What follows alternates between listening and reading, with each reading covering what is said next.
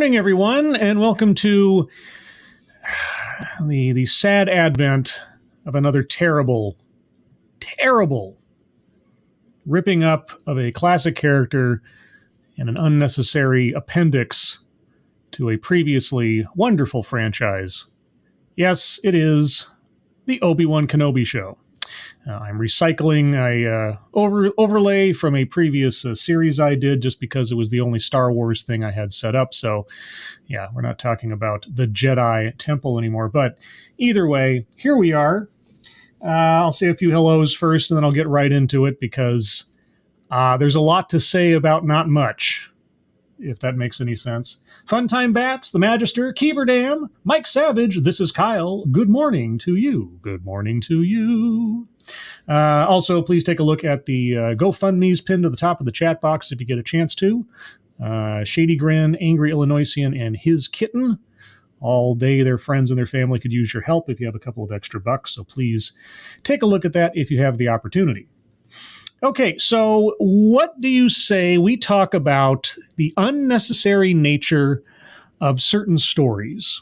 Stories that don't need to be told because there's nothing to say, and to try to insert something into a period of time where no story is necessary causes problems. Problems that are just completely avoidable. Let's talk about, for example, say, Solo, a Star Wars story. A story nobody asked for about the origin of Han Solo. Yeah, unnecessary. Nobody asked for it. Nobody needed it. We had everything we needed to know about Han Solo as the character was portrayed in the original films. And anything about him that we didn't know beforehand, that added to the mystique. You know, sometimes you don't want to be told how the magic trick works. That takes away the mystery. That takes away the fun. Now, in this case, we had the story. We had the beginning of the story, and we had the end of the story. The beginning of the story was Obi-Wan Kenobi, exiled from the rest of the universe because the Jedi are being hunted down, goes to Tatooine and begins acting as a watchman over the growing up of Luke Skywalker to protect him for the time that hopefully he will grow up to be the chosen one and save the galaxy from the dark side. And the end of the story was, well, Luke Skywalker got found by the Empire, and then they went on an adventure to try to stop the Empire, and Obi-Wan died on the Death Star. That was the beginning of the story. That was the end. So to have anything happen in between of any real significance that wasn't just anecdotal or, I don't know, apocryphal, what did they have to do? Come up with an excuse. Now, I give a little bit of leeway to the whole thing that happened in Rebels. If you guys haven't watched the Rebels animated show, spoiler alert, they reintroduce Darth Maul in the Clone Wars series, and his story eventually terminates in the Rebels series. I'm still not jazzed that they resurrected Darth Maul. I do not argue that they wasted Darth Maul as a character by killing him off in Episode 1. But for what it was, the portrayal of the character and the importance and the maturity/darkness the character brought to the Clone Wars series and onwards into Rebels, I kind of liked it. And in so much as it was its own thing, Darth Maul facing off against Obi-Wan in the desert and their battle, as brief, concise, and dramatic as it was, I kind of enjoyed. But it was a cameo. It was a glorified cameo and a small little footnote in an otherwise unremarkable and unnecessarily to be embellished story of Obi-Wan Kenobi hiding out in the desert for 20 years until the Empire showed up. Because you see, here's something we have to keep in mind that seems to just go off the wayside by all the writers. Tatooine is not a hub of activity. It is the furthest spot from the brightest center of the galaxy, as Luke Skywalker says. It is a backwater, outer rim world where it is easy to hide because nobody goes there. It's a dust ball. There's nothing there. And yet somehow... Anyway, let's get into it such as it is. Okay, there's 2 episodes that they premiered with for the first day. I'll be going over each one, but in a very summary fashion because not a lot happens. And what does happen is ridiculous. All right, well, the first 5 minutes or so of the first episode is a recap of the entire prequel trilogy with the highlights of the relationship between Obi-Wan and Anakin Skywalker. If you've seen the prequels, you already know the story.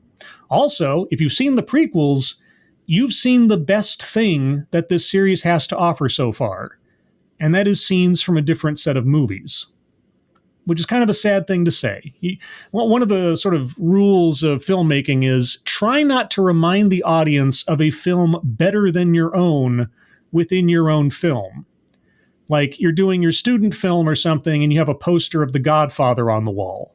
Yeah, I'd probably not want to make that kind of contrast comparison. Anyway, we start off with a oddly placed flashback to the night of Order 66, where the camera zooms over the landscape of Coruscant into a little, tableau of Jedi trainee children doing kung fu fighting moves and practices just before Order 66 hits. Now, why are we doing this? Because immediately after this scene, we jump 10 years into the future onto Tatooine. Well, I have a feeling, I have a notion, that it's all about the first Jedi child we see in the shot. This, I am assuming, is the child version of the Imperial Inquisitor we are soon to meet in the show.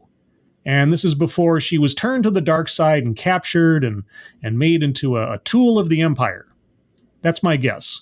That this is Reva, child Reva, whose name apparently was derived from the character of Revan from Knights of the Old Republic. Does she have anything to do with Revan? I certainly hope not, but who knows?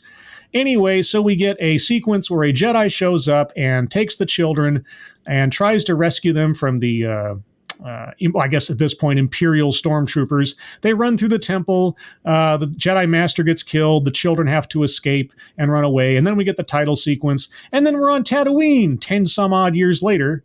And we get the, Tatooine stuff. And all of a sudden, this eerie shadow shows up over Tatooine. Remember, Tatooine, Outer Rim world, it's got nothing on it.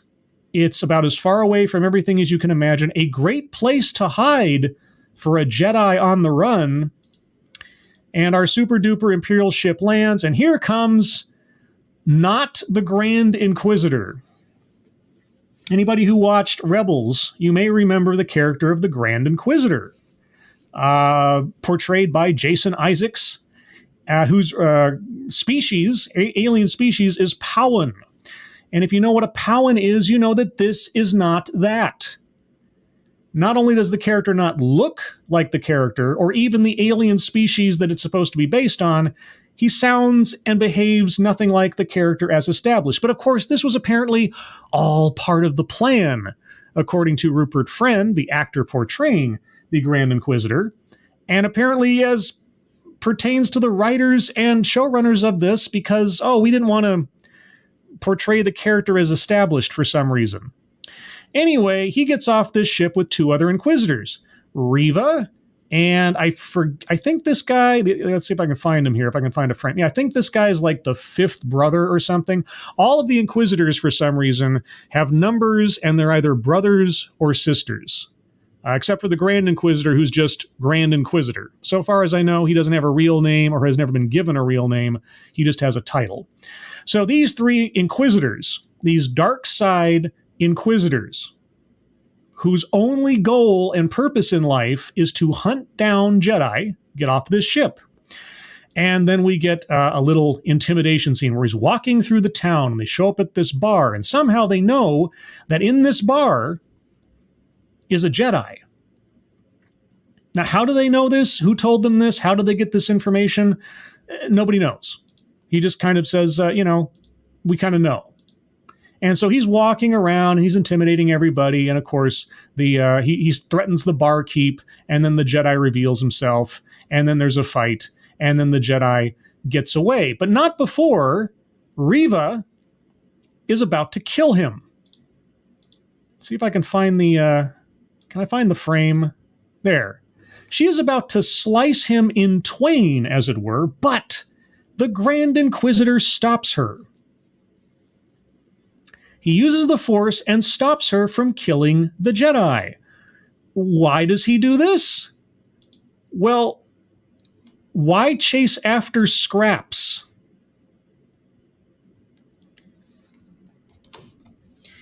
The Inquisitors' only purpose is to hunt down and kill Jedi, or conceivably turn them if they can, but mostly kill them. So Reva's about to kill a Jedi, and the Grand Inquisitor stops her, and he calls her and chastises her for being impulsive. Impulsive. For wanting to kill a Jedi. So the Grand Inquisitor stops her from killing the Jedi and lets him go.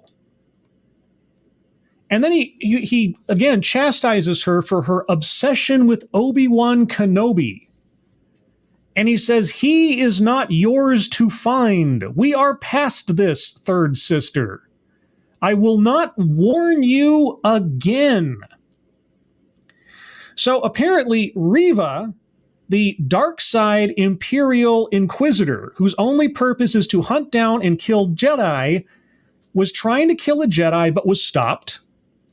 Apparently has an obsession with hunting down Obi-Wan Kenobi in particular for some reason, but is being told not to and not to worry about it. And that she's done this or gotten obsessed with this for the last time. I will not warn you again. This isn't how Darksiders work classically in the sort of bombastic, larger-than-life notion of Star Wars. If you're a bad guy and you have a subordinate who won't do what you say, you punish them or you kill them. There's really no in-between. So if she's like going off the ranch to do her own thing against the Grand Inquisitor's instructions, she wouldn't be alive. And if you're only here for a scrap that you are willing to let go because you don't care about him, why is the Grand Inquisitor here? I mean, this guy is essentially the Darth Vader of the Grand Inquisitor. Of all the Inquisitors, he's the Grand Inquisitor. He's the top guy. What is he doing on a backwater planet if he's not here for something important? But everything coming out of his mouth and everybody else is that Obi-Wan Kenobi is a myth, he's gone, he's probably dead, yada, yada, yada. Yet somehow they end up on Tatooine. And he's here. Why? Don't know. Anyway, Reva's like, yeah, okay, boss, whatever you say.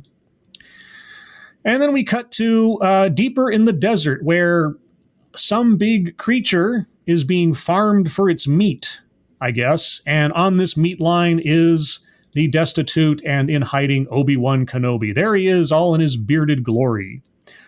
He is making a very, very stark living, being a meat cutter in the middle of the desert, when this is activity and work that could be easily done by droids for no extra money, but somehow they've employed people for no conceivable reason. Anyway, so yes, the person running this thing is a jerk. He's a jerk to his employees. Obi-Wan wants to do something, but of course he can't do anything because, well, he's a broken down idiot now who can't make any moves whatsoever to bring a little light to the world. He has to sort of bow his head and go along because he's in hiding. He's been in hiding for 10 years. Remember, he's been doing this for 10 years, guys. At least a decade now. So he's just, living a very subsistence life. He goes off to pick up his little horse thing, and he rides back to his cave in the desert. Because he lives in a cave now. And he makes his food, and he sits out on a rock. And suddenly from behind him, from within his cave, a Jawa appears. Like, what? How did he... Huh? I must have missed something. Or I just don't have the layout of the cave. Anyway, so he's buying a toy. He's buying a little toy from the Jawa. And I just fell upon the frame. I hate this thing. Anyway, if you can slightly see it there, this is the little T-16 model that you see Luke playing with in A New Hope when he's 18, 19 years old. Remember that? Remember berries? Yeah, so he buys this toy from the Jawa, and he has some little back and forth with the Jawa. So Obi-Wan has friends with the Jawa. And then Obi-Wan's having nightmares about more flashbacks to better productions of the prequels with Anakin going to the dark side and Qui-Gon dying. And, oh my God, he wakes up and he tries to talk to Qui-Gon, but Qui-Gon is not there. Even though Yoda said he would teach Obi-Wan how to communicate with Qui-Gon 10 years previous, somehow now Obi-Wan can't contact Qui-Gon. Don't know how. Anyway, so we get more desert shots, and we have a whole sequence of Obi-Wan watching Luke from afar and maintaining, his vigil. And there's Luke playing around and being a goofball and everything and being kind of like his father. And yeah, it just goes on, and Obi-Wan is just watching and watching. And in the desert, and all of a sudden, the Jedi that the Inquisitors let go suddenly finds Obi-Wan in the middle of the desert. Wow. Gosh, what are the odds? What are the odds that A, there'd be two Jedi hiding out on the furthest point from the brightest center of the galaxy, right? And two, that this guy would somehow stumble upon Obi-Wan Kenobi in the middle of a giant desert, just, within a day of having been discovered by the Inquisitors. What are the odds? And so there's an argument between these two, where he's like, what are you doing here, Obi-Wan? Oh, I don't know. I just decided to have a nice vacation from, genocide. What are you doing here, you idiot? What possible purpose could you have in hiding on a desert planet in the middle of nowhere? I tell you, and I'm just going to put this up at the front. I can't recall, and I'm just going to talk about the Disney Plus series because I've had a decent life at this point, but I can't recall within all of the Disney Plus series, Marvel or Star Wars to this point, where consistently, scene after scene, event after event, I have felt so insulted in my just basic intelligence. Not as a nerd. I'm not even talking about Star Wars lore at this point, okay? I'm just talking about what they've already presented to us and the behavior, statements, and actions taken by the characters within the setting that they're giving us. It is insulting to one's intelligence. Anyway, so Junior McDummy here is like, Obi-Wan, what are you doing here? And Obi-Wan's like, I don't know what you're talking about. My name is Ben. I don't know you. You don't know me. Thank you, Gay Rascal. Thank you, Scribe. Always taking one for the team. Oh boy. Yeah, well, if that's something to praise. I'm saving you guys a lot of money and time. Let's just put it that way. And aggravation, maybe. Thank you, Gay Rascal.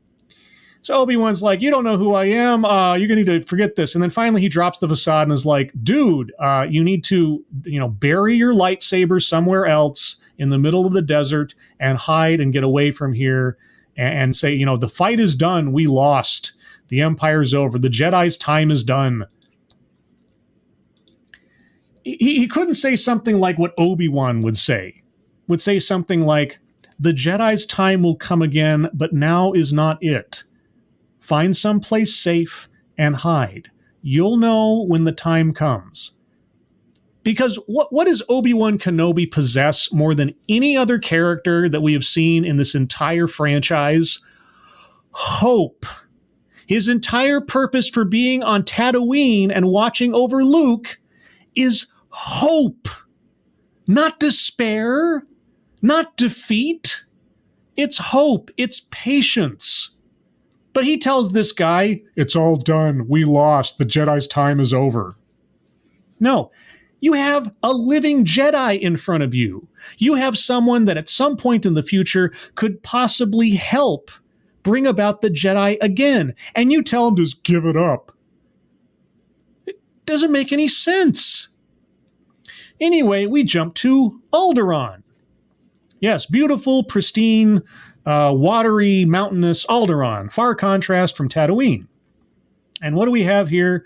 Well, we have a fake-out scene of not Princess Leia being done up into a bunch of clothes, and then her mother comes in and is like, we have to go to this party, and then all of a sudden it's like, oops, it's not me, or it's not your daughter. I'm just her friend who they dressed up. And so she could go running off in the woods because all three of the princess's minders and her best friend know it's a really great idea for the 10-year-old child princess of Alderaan to just go running around unmonitored. And this also, if you're paying attention as a nerd, this also harkens back to Leia's mother's habit of having a stand-in for her as a sort of security guard, a bodyguard, when she was doing official business. Hey, can't you see how much Leia is just like her mother, even though she doesn't know it? Anyway, so Leia's running around in the woods with her batteries not included droid floaty thing called Lola.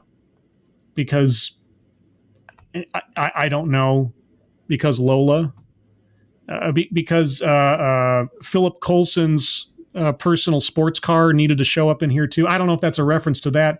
Either way, it's red and it's white with kind of like, I'm going to assume it's a reference to Coulson's car, just without any other information.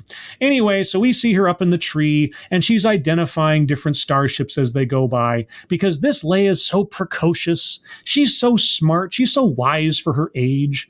She knows about pirates and politics and what this transport is used for and everything else. And she argues with her mother about the necessity of her presence at this party. Oh, she's so precocious, so smart, so intelligent. But there's someone lurking in the background.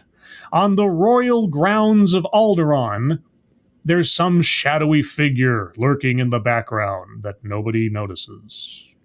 Anyway, we jump back to Obi-Wan Kenobi doing his routine, cutting up meat, traveling back to the town, getting on his horse, and all of a sudden, Uncle Owen shows up, and he's like, I'm asking you to leave us alone, Ben. You're a creepy stalker, and the closer you get to Luke, the more danger you're putting him in.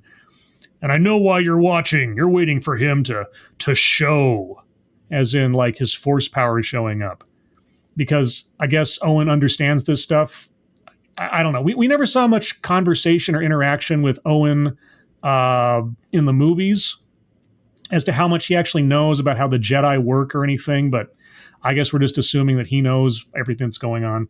And so Obi-Wan's like, well, you know, when he finally has his powers appear, he must be trained, Owen. And Owen's like you trained his father? Bum, bum, ba-da, which was all in the trailers and everything, which is a very good point. He's not wrong in that sense. But anyway, but of course, Obi-Wan doesn't train Luke. We know he doesn't. Because he doesn't until Luke is 19. If his powers were going to manifest, they'd manifest like most young Jedi do when they're a child. So apparently, he never did. Now, did he not do so because Ben asked him? Or sorry, Uncle Owen asked him? I don't know. But anyway, so yeah, Owen shows up and is like, you know, stay away from us, stay away from my family, and leave us alone. And then, just at that moment, who shows up? Why, the Inquisitors. It's Reva and the fifth brother, or whatever his name is. And she's like, I'm going to cut off anybody's hands who doesn't help me. That way, when you reach for anything, you'll remember this. So now, the Inquisitors, the dark side Imperial Inquisitors, professional Jedi hunters, are now within 100 feet of Jedi Master Obi-Wan Kenobi. And they can't sense him. So anyway, they go around and they intimidate a whole bunch of people, and she just happens upon and chooses Owen, of all people, to interrogate, sort of. And she's like, you know something. And he's like, I don't know anything. I just take care of my family. It's like, I'm a farmer. You got a Jedi on that farm too? No. Now, it's interesting because in this scene, our Inquisitor friend is unable to really see through the lies of Uncle Owen. He effectively convinces her that he doesn't know anything. In a scene in the second episode, however, with nary a touch, this same Inquisitor will be able to read the mind of a person without much effort. But apparently that's an ability she just decides not to employ here. You know, as a religious zealot Imperial Inquisitor looking for Obi-Wan Kenobi, even though she's been told not to, apparently she's not willing to employ all the tricks in her basket here to try to find him, even though she's 10 feet away from him. So she bugs Owen for a minute, and then she's like, tell me where the Jedi is, or this man and his family will die. And then the other guy, the other Inquisitor's like standing there like he's shocked. Like he's uncomfortable. The religious, zealot, Imperial Inquisitor, professional Jedi killer, remorseless monster feels uncomfortable around his coworker doing her job. Obi-Wan just sits there. Owen is about to be slaughtered, and Obi-Wan cowers in the corner. You know, like Obi-Wan Kenobi would do. So she then does not kill him for reasons that I still don't quite understand. And then, yeah, so she brings up the saber. She's about to kill him. And then I guess, yeah, fifth brother or something cuts in to stop her. Why? What does he care? I don't know. But anyway, he takes her aside because, you see, the two of them traveled to this spot on Tatooine together, apparently without saying anything to each other, without him having any idea of why they were going there. And he went along with this. And then he stood there while she intimidated a bunch of civilians, which, of course, no Imperial officer or anyone would ever do in the Star Wars universe. And then when she does this, he stops her, and then he takes her aside and recriminates her for her obsession with Obi-Wan, and that she's been told that she shouldn't do this. The Grand Inquisitor was right. You're impulsive. Every time I see this, I keep thinking in my mind of that trope from all the old cop movies and things, right? Where the police officer, after blowing up half the town, has to go and see the chief and says, "Dang it, McBain, you're a loose cannon. I'm just doing my job." You know, it's just... So anyway, Reva is the reckless one doing her job, and everybody else around her has to remind her that she's not doing her job.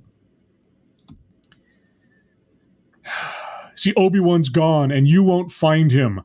He was 10 feet away from you. And you just somehow happened to show up at the exact spot he was just now, for no particular reason. There was... Anyway, it's just a convenient event. So anyway, so she's shot down again, and then Obi-Wan walks out in front of everybody out of hiding, and then goes directly over to Owen and is like, "Yeah, sorry, goodbye." Then we're back to Alderaan, and we meet Jimmy Smits finally. Switch Jimmy Smits, and we're at a party, and Jimmy Smits is there, and they're doing all this diplomacy stuff, and there's little bits and pieces talking about how the Empire is doing this and everybody's getting rich. And then Leia is sitting there at the kids' table with her cousin who's apparently a jerkwad. And then Leia dresses down her cousin in this, again, seemingly beyond her years precociousness of understanding of human nature and politics and the moving around of people and how people work and everything. It's quite incredible. Leia is just wise beyond her years. So smart, so adventurous, so precocious. And then we have a scene with her and her adoptive dad, and she's complaining about politics are boring, and he's like, "Yes, well, it's very important." And then she runs off in the woods again. And all of a sudden, the shadowy figure shows up, and he's just standing there. And who is it? It's Flea! Can you believe it? Flea from the Red Hot Chili Peppers. I mean, seriously, Flea? Okay, well, Flea's here. And as soon as I saw him, I started singing Under the Bridge. You know, because that's what you do when you think about the Red Hot Chili Peppers. Anyway, so Flea, on the royal grounds, not detected at all somehow. He and his two pals, I'm going to call them Red Pepper and Green Pepper. Red Pepper and Green Pepper chase after Leia in the woods because she's a 10-year-old kid with tiny little legs, and somehow three grown individuals can't catch her. But then finally she trips over and falls down, and then she's captured. And immediately after this, you're not going to believe it, but she's captured. She has a bag put over her head, and all of a sudden a device starts beeping. What device is this? Oh, it's Obi-Wan. Obi-Wan's sitting in his cave on Tatooine. You remember Obi-Wan? Obi-Wan Kenobi, Jedi Master, of the Jedi Council, in hiding, exiled from the Empire, cutting off all ties to the Republic, to his past life, in order to preserve the secret of his existence, and more importantly, preserve the safety and secret of the son of Anakin Skywalker. Yeah, well, he kept his cell phone. He kept his cell phone this whole time. He kept his cell phone activated this whole time. And Bail Organa and his wife know his number and how to call him directly. This isn't a message. This isn't a recording. This is a direct call. And of course, when the Empire shows up on a planet looking for Jedi, they're not monitoring any communications. They're not tapped into the HoloNet. They're not keeping tabs on anything that might be going in and out that's suspicious. Like a sudden call from Alderaan on a communicator that should probably be destroyed or not in service anymore or anything. No, it's fine. It's fine. Anyway, so Bail Organa and his wife call up Obi-Wan because somehow Obi-Wan Kenobi, on the other side of the galaxy, in hiding for a very good reason, is the only person they can trust to try to find Leia.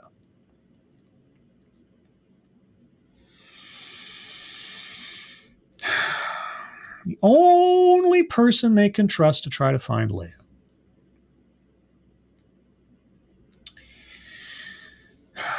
All right. Well, so Obi-Wan is like, dudes, he's like, what about the Senate? Yeah, you're a senator, you're a major public figure, you're also royalty on a planet, and your princess daughter has been kidnapped. Why not go public? And of everybody in the universe that Bail Organa has at his disposal or contact in his long and storied career, the only person he can come up with is Obi-Wan Kenobi. Okay, sure, why not? Yeah, he's like, what about your royal guard? What about getting your own bounty hunter? And he's like, I can't leave here, Bail. I have to watch over the boy. And he's like, I can't trust anybody else. And somewhere in here, I don't know if it's in this moment or in a moment afterwards, Obi-Wan says something to the effect of, I'm not the man I used to be. Well, I will agree with that. The person that has been written for this show is not Obi-Wan Kenobi. I will agree with that. Anyway, so we cut back to our kidnappers having kidnapped Leia. They tie her to a chair on a spaceship and then take off with her. And then we cut back to Obi-Wan. He's still doing his job. He's avoiding his responsibilities. He goes back to town and we have somebody hanging in the town square. Who's hanging in the town square? Could you believe it? It's the Jedi that came to talk to him in the desert. The Jedi that the Inquisitors didn't bother following after they discovered him because he was just scraps that the Grand Inquisitor showed up to, flush out. The Jedi who knew that he ran into Obi-Wan Kenobi randomly in the desert and had a general idea of where Obi-Wan Kenobi was holed up. Apparently, they didn't interrogate this man. They did not mind read him. They didn't do anything. They just, I guess, killed him in some unknown way, maybe crushed his throat, and then hung him up in the town square as a warning to people about what? I don't know. But yeah, Obi-Wan's sad. Oh, that Jedi's dead. I guess he's dead, I guess I could have done something to save him. I guess I could have given him some better advice. Nah, whatever. The Jedi are gone. Who cares? And so Obi-Wan goes back to his cave. And who's there but Bail Organa? Because, when you're hiding out on the farthest point away from the brightest center of the galaxy, it's just leave your cell phone on and guys just know exactly where to find you. And I'm just going to show up and further imperil the secret of not only the Jedi, but potentially the hope of the Jedi and also the connection of the Jedi to my own adopted daughter. To hell with any considerations or any logic. I'm just going to show up. Here I am. Yeah. So you didn't believe me when I called you on your cell phone. So I'm going to show up in person to again ask you for your help.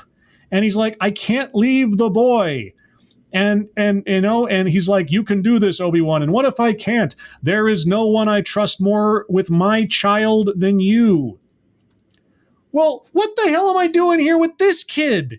If I leave him alone when the Grand Inquisitor was here 5 minutes ago, is there not an impending threat on the child that I am watching over here right now?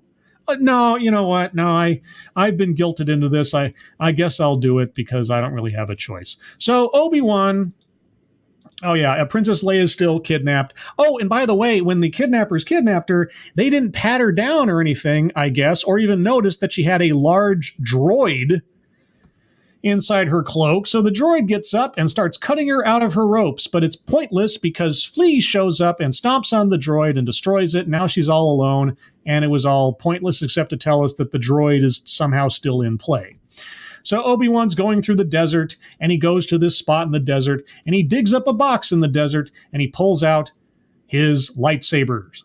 Both his and Anakin's, technically, because we have to give Anakin's to Luke at some point in the relatively near future. So there you go. There are the lightsabers he buried far, far away from himself to avoid any further detection or any indication that he is a Jedi.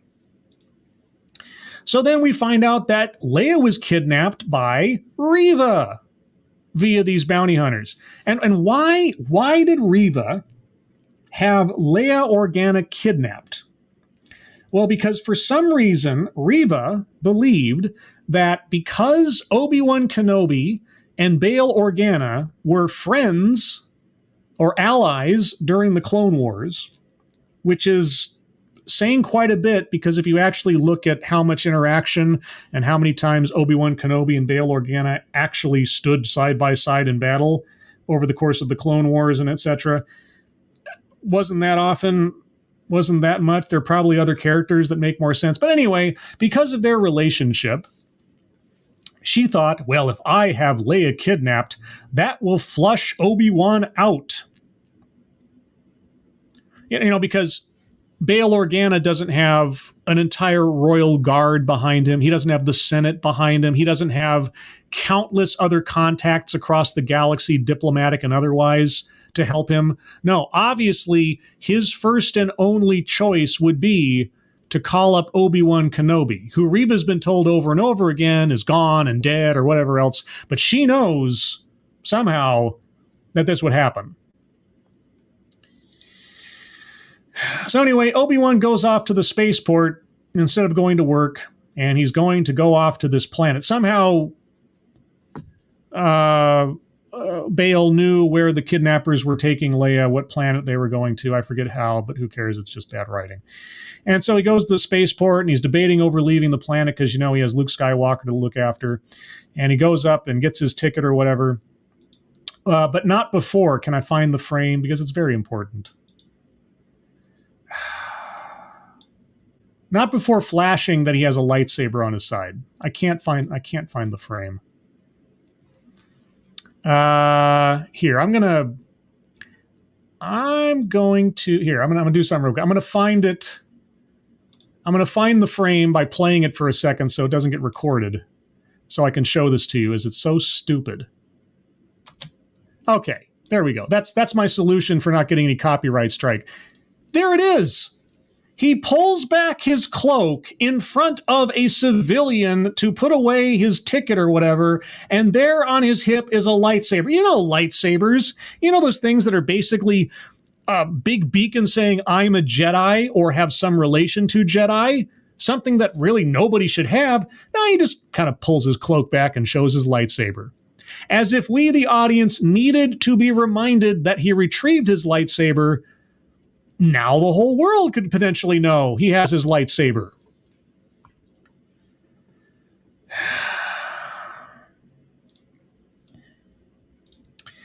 So he goes off on the spaceship, and that's the end of the episode.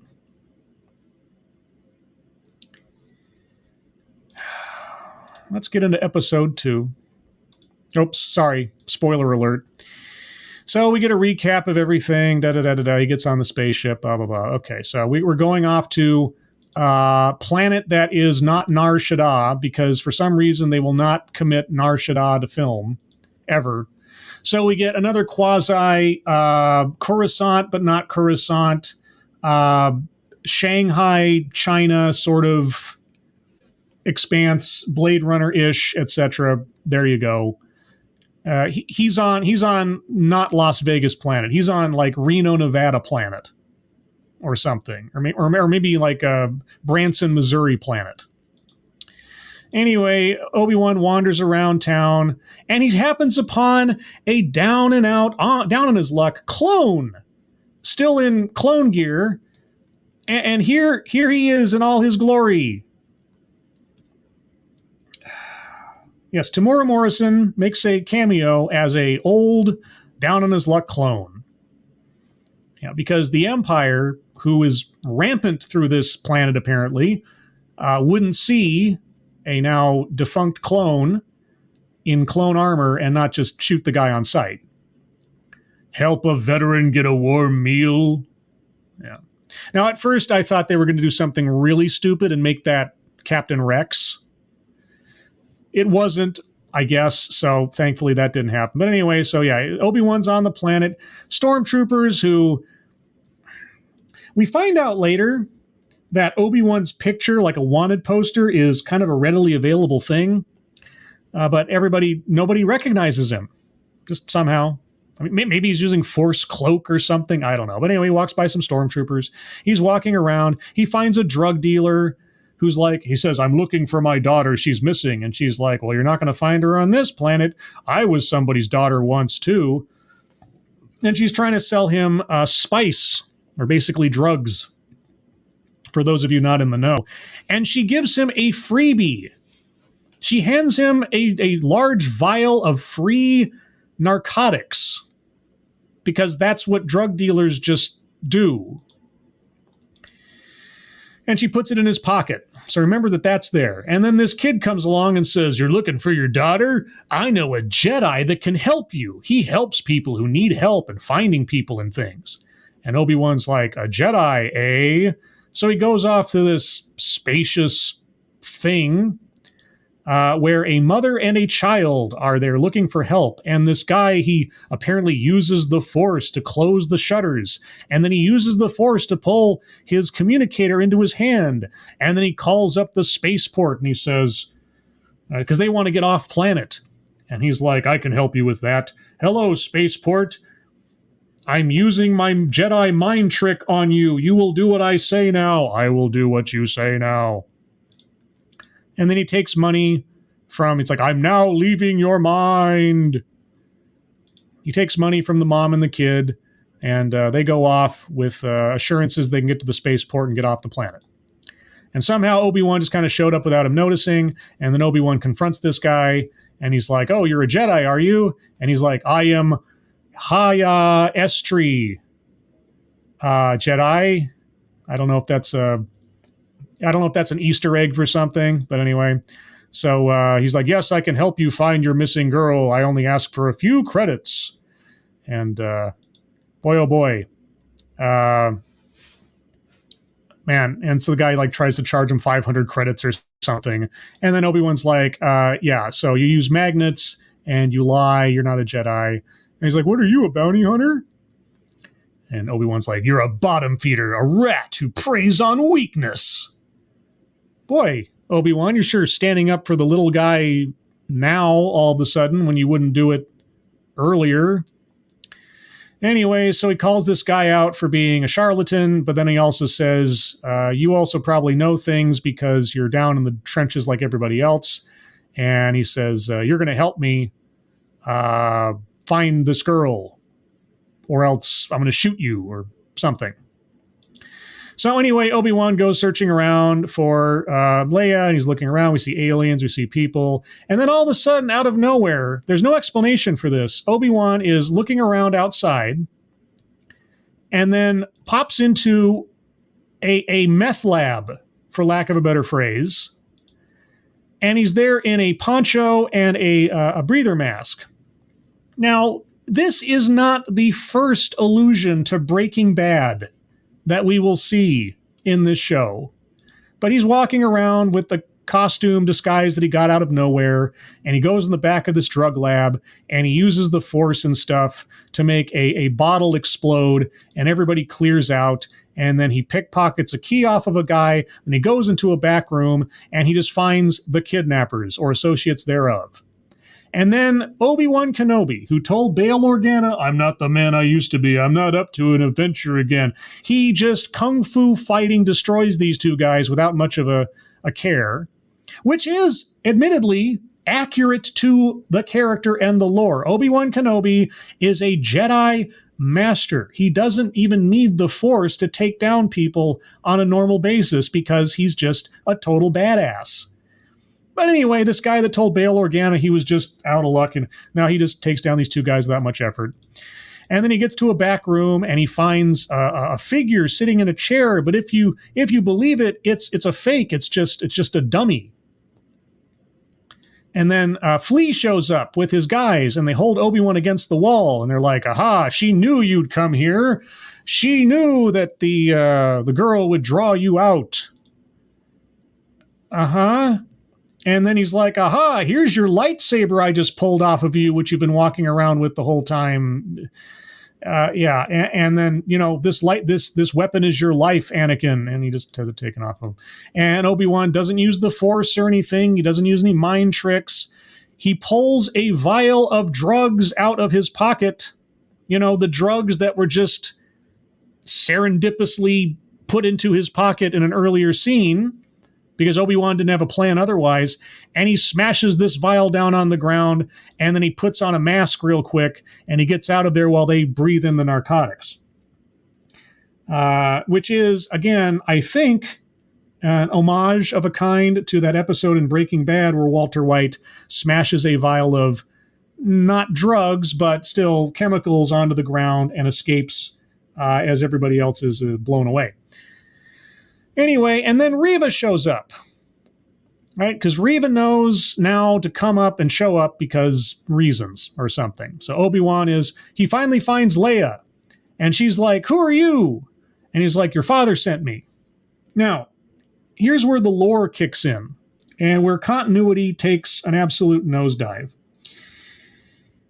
Unless they are going to erase her memory or some other stupid mechanic later on in the series, Leia Organa has no idea who Obi-Wan Kenobi is on sight by the time we get to Episode 4. Because what happens with the famous message that Princess Leia sends to Obi-Wan Kenobi? She's like, General Kenobi, you fought with my father once in the Clone Wars. Right? She does not know Obi-Wan Kenobi personally. She's never met him. She's referring to things she knows about him from a record or from a story or something, because Obi-Wan Kenobi had been sitting on Tatooine for 30 years. But no, all of a sudden, Obi-Wan Kenobi runs into Princess Leia, and she's going to have no memory of him somehow. Okay, well, you can say to yourself, well, he never says his name, right? He never says, I'm Obi-Wan Kenobi. He just says, I'm a friend of your father's. Okay, all right. Well, they go around and he takes her with her, and she doesn't really trust him because she doesn't know who he is, even though he just rescued her from a prison cell and he knows her father, and, he's definitely a better alternative than the mean people that she was captured by. So then Reva shows up and finds her henchmen all drugged out on the floor. And then Obi-Wan explains to her what we're going to do. We're going to port across the city where we'll be picked up and take you home. And somewhere in there, he says, my name is Ben. And he says, you have no idea what I'm risking being here, Your Highness. And then the Grand Inquisitor shows up to again recriminate Reva. You would kidnap an Imperial Senator's child? Okay, well, Grand Inquisitor, this has to be now at least the third time that your subordinate has defied you. Right? Because on Tatooine, you told her, I've told you before. So at least one time before. Right? So the second time was on Tatooine. And then, of course, she did it a third time, technically, when she went out into the town square and threatened Owen. And now she's on this planet of all planets, which you just happen to show up on for reasons I can't fathom. The Grand Inquisitor, the top guy of the Inquisitors. And now you're telling her again that she's going nuts. She's too ambitious. She's too impulsive. And you did this without informing me. Yeah, okay, so this is the point at which you strike her down for being an insubordinate. Right? This is where the dark side Grand Inquisitor, Jedi Hunter, is going to kill his uptight, upright subordinate. Right? Whatever power you're craving, blah, blah, blah. Maybe that stench is your failure. I will take Kenobi in myself. You mean the guy who you said was probably dead and doesn't exist anymore or is somewhere else? Oh, now you believe her? Okay. Stand down. What do you mean stand down? Kill her. You are a Darksider. You are an Imperial officer in the Inquisition. You would not tolerate this from anybody. Kill her. Anyway, he walks away. He turns his back and walks away. Whatever. And then Reva immediately, after being told by the Inquisitor, again, the Grand Inquisitor, to stop doing this, she contacts her bounty hunter friends and says, I don't want to catch him. I want them to squeeze him. He'll reveal himself eventually, and I will be waiting. And then we go on, probably one of the most, of all the things, ridiculous sequences in the entire series thus far. Where Obi-Wan, who has saved this young child, this precocious, this intelligent beyond her years, this, able to read people and psychologically analyze her own cousin and the dynamics of personal interaction, this very smart child decides that she doesn't trust this man. After seeing his lightsaber and understanding that he's a Jedi, because Obi-Wan's really good at keeping the secret of his true nature, especially in front of a child who probably can't be trusted not to run her mouth, he tells her that his name is Ben, and they need to get away. God. And then our charlatan, our fake Jedi, he says he recognizes Obi-Wan Kenobi and says, we had him, look at this reward, the kid says to the guy. And the charlatan says, let's get to him first. Okay, so you're thinking, the charlatan's like, oh my God, there's a bounty on this guy of 10 zillion credits or something. Let's go get him. And then Obi-Wan has to take down a couple of thugs. The Inquisitors are looking for him, but of course they can't find him. Reva is sitting up on a rooftop like Batman, like somehow she's just going to scope out where they are on this giant planet, city planet thing. Here's our trailer shot. I wish I could tell you that something interesting happens throughout all that, but nothing. It's nothing. Anyway, Obi-Wan and Leia are wandering around. She talks about her droid, how her droid's broken. Oh, boo-hoo-hoo, her droid's broken. Thank you, Gay Rascal. Again, the plot threw some chemicals on the floor and escaped the writer's room. Yeah, it's like, smoke bomb, poof. So we have the droid, because the droid will probably come up later on, but it's broken. Obi-Wan has some inconsequential dialogue with her that doesn't make any sense. And then one of the guys that he knocked out, he's got the wanted poster on his wrist. And Leia's like, what is that? You did lie. You're a Jedi. You're not in trouble. You're not who you say you are. And then she runs away. She runs away, and the rest of the episode is Leia running through the city away from the person who obviously saved her from the kidnappers, where she's running away through the streets of a city she's never been in before because he's a bigger threat than the people who actually kidnapped her from her parents and her family. She gets up to a rooftop somehow. Obi-Wan follows her to the rooftop, and Leia's jumping across different buildings. As all of a sudden, one of the bad guys is shooting at him, and Leia is contemplating trying to jump over between two buildings that she can't jump. And then all of a sudden, Reva sees all this shooting going on a rooftop several blocks away, and she suddenly knows it has something to do with Obi-Wan. So then she goes through this crazy parkour wire work sequence of jumping across buildings like an animal. And we see her jumping across the roof and jumping across the buildings and doing all this flips and jumps and everything. And Leia's running away from Obi-Wan, the guy who's now being shot at and chased by the bad guys. And yeah, so then all of a sudden, charlatan guy shows up. To do what? I don't know. He's just kind of there. And then Reva's still jumping across rooftops, and Obi-Wan's dodging blaster bolts. And then Leia jumps off the building, but grabs onto a wire at the last second. And now she's hanging from a wire, and she's like, I'm slipping! And Obi-Wan's like, no! And he's like, hold on tight, because Obi-Wan, oh my God, even though he's put his lightsaber on his hip, even though everybody and their brother knows what he looks like and knows that he's a Jedi and is out hunting for him, he still won't use the Force. He won't use the Force because, he's sworn off using the Force, I guess, to save a child from falling. So then Leia slips and she falls, and finally he uses the Force to make her float down to the ground safely.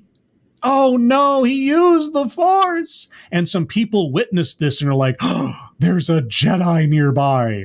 Oh no, Obi-Wan Kenobi, whose face is known around the galaxy, has been revealed to be a Jedi in hiding. And now that he saved Leia from falling and dying, now she believes he is who he says he is. Despite the lightsaber, despite the wanted poster, despite the fact that he saved her from the kidnappers, now she believes him. Now she'll go with him. So they get back to and by the way, somehow Obi-Wan got from that rooftop back to the street level in like 2 seconds flat. Don't know how that happened.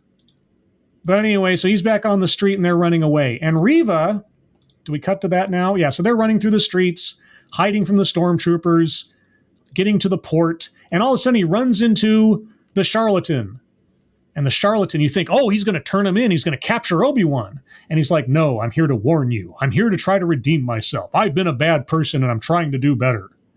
So here's the information you need to get across the city, and here's a key and stuff and things. And he's like, you expect me to trust you? You're a criminal. And he's like, look, have I made a few bad decisions? Sure. Do I feel bad about it? Sometimes. Well, that's honest enough, I guess. But I'm trying to turn over a new leaf, etc. And he's like, if I'd known what you were, because apparently, even though he was portraying and pretending to be a Jedi, he actually holds some deep respect for Jedi or something. And Obi-Wan's like, and how do I know this isn't just a trap? It's a trap. I don't know, Obi-Wan. Maybe use the Force and figure out if the guy is lying or not. Maybe use the Jedi mind trick to try to influence him to tell you the truth. I don't know. You're a Jedi master. Anyway, so charlatan guy says, I will buy you as much time as I can. So remember, this is not a Jedi. This is just a guy. This is just a criminal. This is like one of those psychic mediums who bilks old ladies out of their money. So anyway, Flea is captured by the stormtroopers, and Flea is brought before the Grand Inquisitor, and I know she put a bounty on Kenobi. Where is he?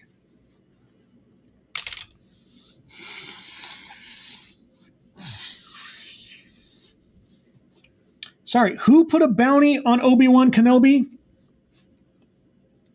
Who put a bounty on Jedi in general? Was that the Empire by any chance? Oh, she put the bounty on Kenobi. So you know that your insubordinate inquisitor put a bounty on Kenobi. You know this now, apparently. You didn't know it earlier because the Empire doesn't know what's going on when it comes to bounty hunters or the criminal underworld or anything else. Or the HoloNet, for that matter. Where is he? Why are you asking this guy where Kenobi is? In fact, why are you asking him at all if you're the Grand Inquisitor? And he kills Flea, as far as we can tell. Anyway, so Reva, whose rooftop acrobatics did her absolutely nothing and no favors and got her nowhere, she ends up in the alley minutes or several minutes later after they've already left. And then charlatan guy presents himself as a Jedi in front of an Imperial Inquisitor. The charlatan guy who minutes earlier was nothing but a lying coward, he is putting his entire life on the line because he has no force powers, he has no lightsaber, he has no real defense against this person to save Obi-Wan and buy him some time to get to the port. And so he keeps acting like he's a Jedi, and she's like, "You're not a Jedi." And he's like, "You're no Jedi." And she uses the Force to slam him against a wall, and she says, "Where is he?" And he says, "That wasn't magnets, was it?" When she used the Force to slam him up against a wall. Ha ha ha ha ha. And what does she do? He says, "What did you ask? You know what? I'm not going to answer it." And she puts her hand to his head. And she's like, "You don't have to." Because she's extracting the information from his mind using the Force. You know, that power that she has now that she didn't have when she was confronting Owen. You know, that power that somehow she possesses, but the Grand Inquisitor does not when he's interrogating Flea or anybody else? No, she just reads his mind and knows where Obi-Wan is going. So Obi-Wan and Leia end up at the port. Oh, and by the way, I should mention something too. I forgot to mention. With Leia in earshot, both the charlatan and at least one other character have referred to this person as Obi-Wan. He told her his name was Ben, but in front of Leia, he has been referred to as Obi-Wan out loud. And she saw his wanted poster. So now, Princess Leia has a direct relationship and encounter with Obi-Wan Kenobi, which makes absolutely no sense in relation to her reference to Obi-Wan in her message to him 10 years, 20 years later or whatever. No, 10 years later after this, when, you know, she has to get his help to save Alderaan and everything, to find the plans to the Death Star. Anyway, they get to the port and Leia's there, and he makes a reference that, you know, "You remind me of someone, a friend of mine. She was much like you. She was a leader. I'm going to, you know, refer to your mother without actually referring to your mother." You know, this big secret that's supposed to be kept of your origins that I'm supposed to be keeping to protect you from your father and from the Emperor, you know, all that stuff. Whatever. I'm gonna imply that I knew someone close and like you before, and you know. Anyway, so Obi-Wan is there and he hides Leia, and then the Inquisitor shows up because Reva shows up. And she's like, "You're not going to die. I'm just going to take you to him." Huh? Who's him? It's like, "Lord Vader will be glad to see you. You know, Anakin Skywalker. He's alive."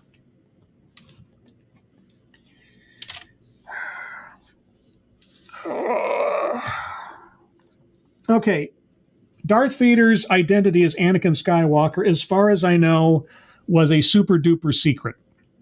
It was not something that people were aware of for all intents and purposes, Anakin Skywalker was dead. Darth Vader was just kind of this entity that came out of nowhere. But anyway, for some reason, this upstart Inquisitor knows that Darth Vader is Anakin Skywalker. Now, Obi-Wan doesn't need to be told that Darth Vader is Anakin Skywalker. Obi-Wan saw the security video that showed Palpatine anointing Anakin as Lord Vader. So he doesn't need to be told who Darth Vader is. But I guess because the audience is stupid, or we couldn't figure it out ourselves or something, or that we couldn't tell why Obi-Wan's reacting the way that he's reacting. No, we have to be told Anakin Skywalker is alive. And I will be the one to deliver you to him. And then the Grand Inquisitor shows up. Third sister, I can stand the reek of your ambition no longer. Oh my God, a Darksider in the Empire possessing ambition? What? Boy, you know, it's almost like maybe you should have killed her back on Tatooine for being defiant. She's like, I found him. We have him. And I cannot risk you losing him again. He's right there. He's 20 feet away. You guys could go around the sides of the crates and pincer move him right now. If you don't want to risk losing him again, then grab him now.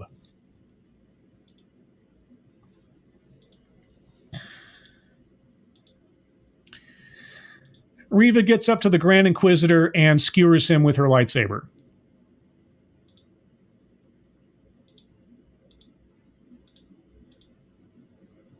You know, the Grand Inquisitor, who has yet to show up in the continuity of Rebels, because Rebels takes place like, 3 or 4 years before the movies start?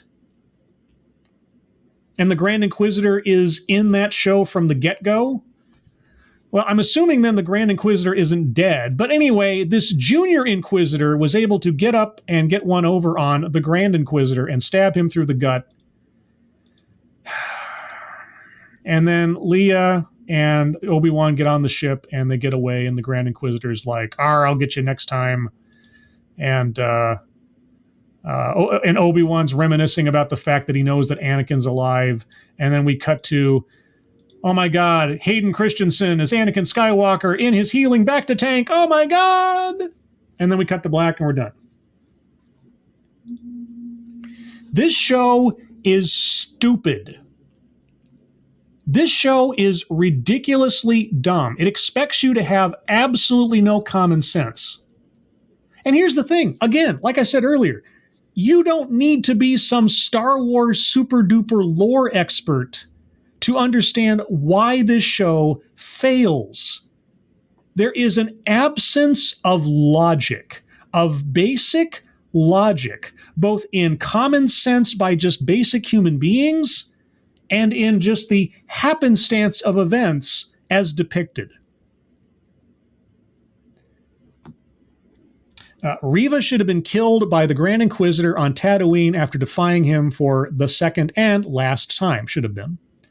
Or maybe the next time when he found her on the Reno planet. Or maybe the fourth time when he found her in the hangar. Obi-Wan should never have left Tatooine. Bail Organa should have never had a way to contact Obi-Wan like that on Tatooine, and Obi-Wan should have had no way of being contacted like that if he wanted to keep his location secret. Why was there another Jedi on Tatooine of all places? How did the Inquisitorius know to come to Tatooine looking for that Jedi? If they went to the trouble of sending the Grand Inquisitor to Tatooine to look for that Jedi, why did the Grand Inquisitor let him go?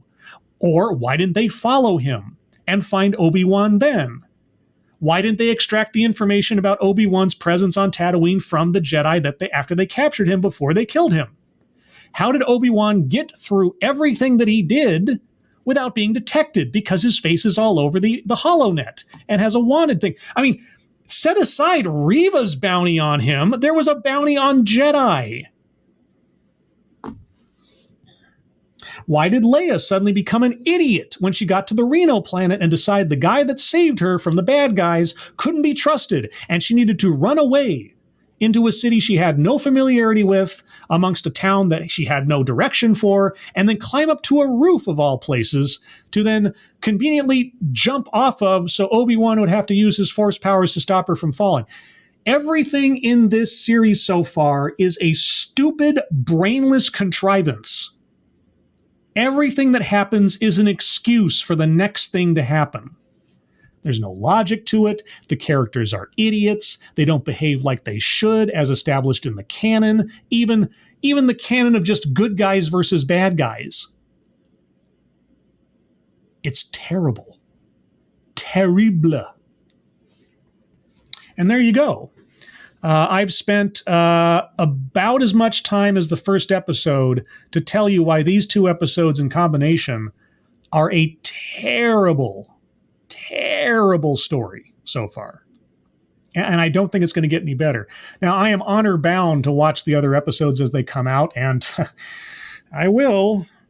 But this is the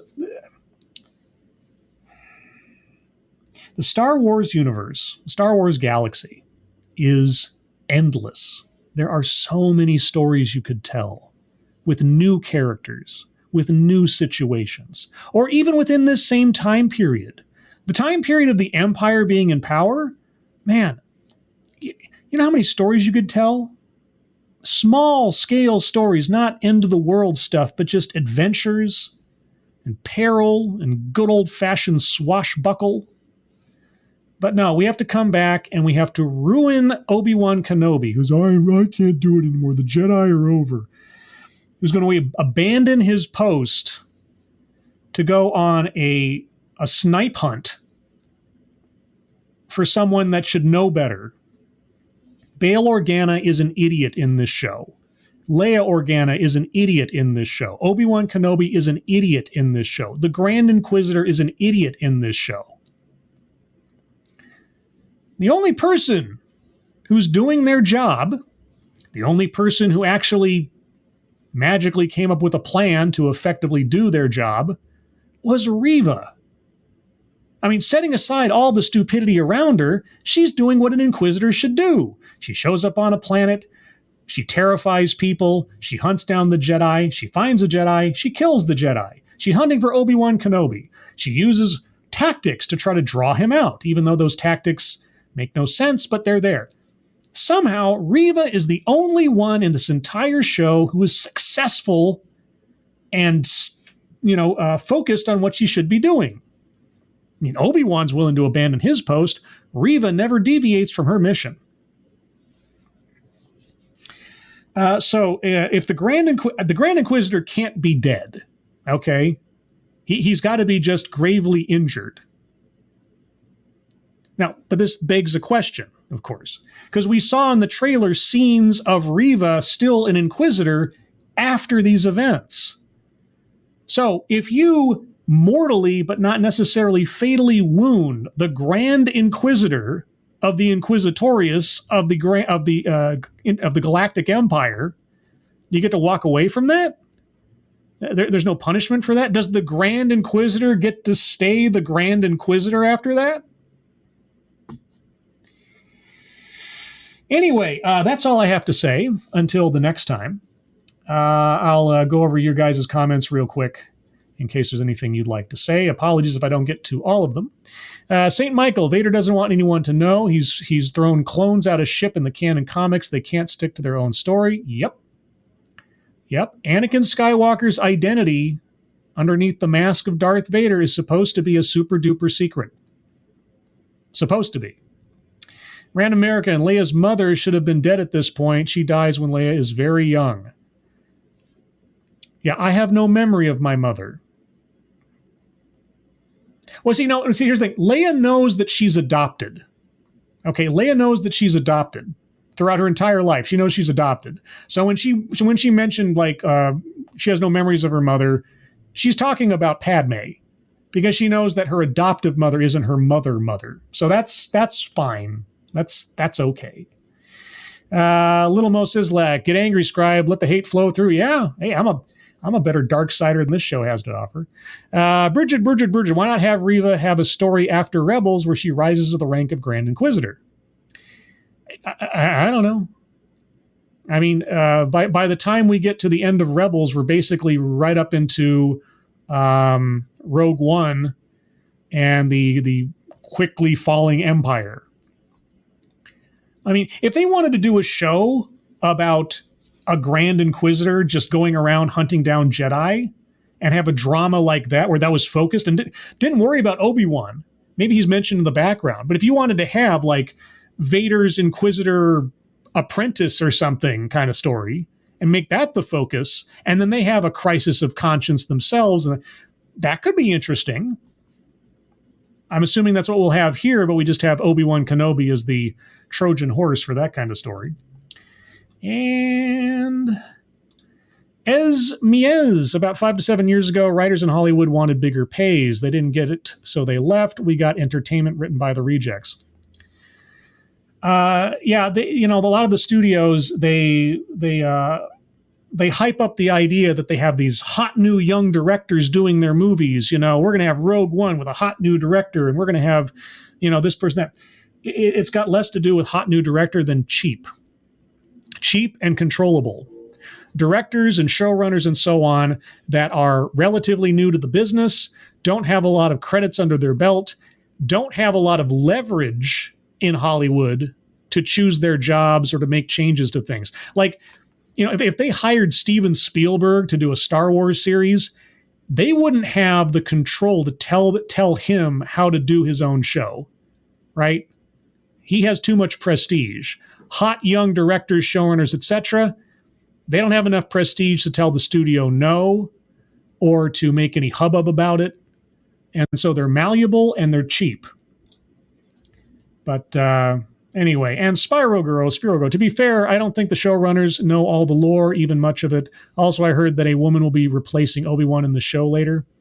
Well, the theory is that Reva is going to be effectively the main character of the show. She's going to be the one to have an arc because she starts out as evil, and then she eventually redeems herself, and then she gets killed by Vader in the last episode or something. That's the theory. I don't know. I wouldn't be surprised. But anyway, everyone, I'm going to hold it there because if I go any further, you'll be spending more time listening to me than you would watching these two shows, which I don't want to end up having to do for you. I want to try to consolidate things. So with that, that's episode 1 and 2 of Obi-Wan Kenobi, the series. A series of stupidity, a series of contrivance, a series of disappointment. And I'll be back next week with episode 3 of Obi-Wan Kenobi, the series, where I seriously doubt I'll have a heck of a lot else more to say about it, at least as far as quality. If you would like to hear more from me, you can find me here, Sunday, at 8 a.m. Pacific, 11 a.m. Eastern for the Sunday stream, where I'll talk about a thing and stuff. Also, I don't have a link yet, but I am scheduled to appear on a panel discussion about H.P. Lovecraft in media, movies, TV, etc. And that'll be happening at, let me get the time here. Sorry. So on Monday at 11:30 a.m. Central Time, which will be 9:30 a.m. Pacific Time, I'll be on the Quantum Terror live stream. Myself and, as far as I know, Pop Culture Minefield will as well be there. And we'll be talking about H.P. Lovecraft type media and stuff, specifically some entries into the Love, Death, and Robot series on the recent season on Netflix, Stranger Things, and other things as far as I understand it. So look out for that. I'll be sending out a link to that show soon for you to keep an eye out for. And look forward to that on Monday. But everyone, thank you so much for joining me this morning for this rant over something that I love that is being and has been completely demolished by people who don't care. I hope you all have a good rest of your Friday. I hope you all have a good 3-day weekend. If you have the 3-day weekend, if you don't, I apologize. I hope you have a good weekend regardless. I hope you are all safe and well. If you are not well, please get well soon, and I will see you guys on the next one. Take care. Bye-bye.